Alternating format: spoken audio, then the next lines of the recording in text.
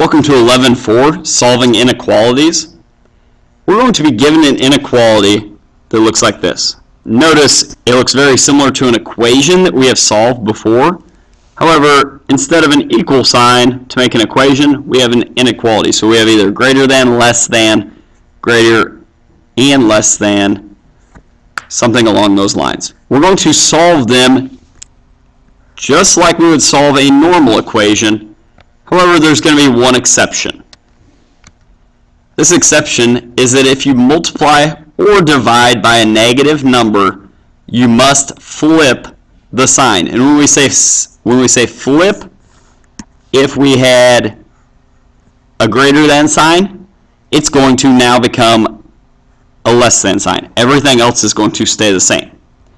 Let's look at the first example. Since it's h divided by 5, we want to undo that operation. So we're going to multiply by 5, and we're going to do it to both sides. And when we do, 5 times 24, we get 120. We're going to keep our sign the exact same. And then these 5's cancel out because it's 5 over 1. So we say 120 is greater than h. Another way that we can write this is we can start with the h. Okay, notice the two lines come to a point at the h, so we want to duplicate that. So we can say h is less than 120. Now we're going to graph it.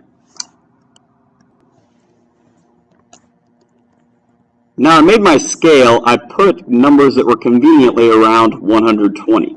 We said it's less than 120. We're going to put an open circle because it is just less than.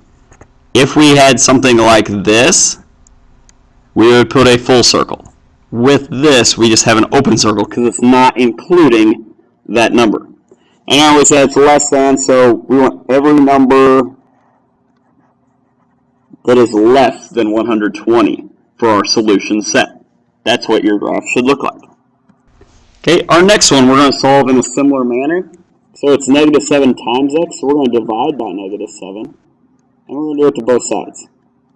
So we're going to get x. Remember, if we multiply or divide by a negative, we flip the sign. So instead of greater than, it becomes less than or equal.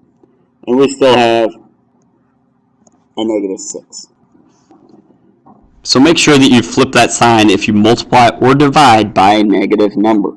So now we're asked to graph x is less than or greater than negative 6. We're going to go to negative 6. It's going to be a filled-in circle because it includes it. It can be equal to it, and it's going to be less. Okay, notice when I made my scale, I included numbers to the left and right of our selected number.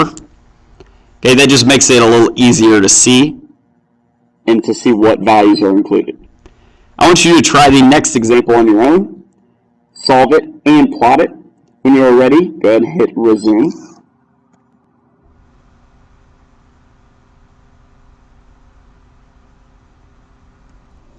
Once you have solved it out, this is what it should look like.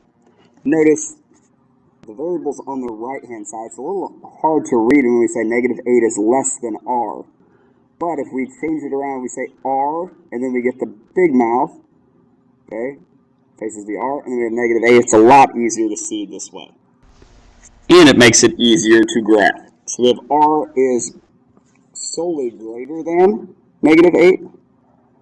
That means it's not including negative 8. It's just greater than. And numbers that are larger are always going to the right.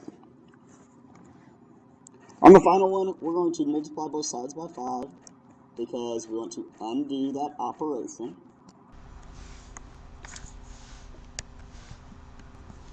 And when we do, we get x is greater than 75.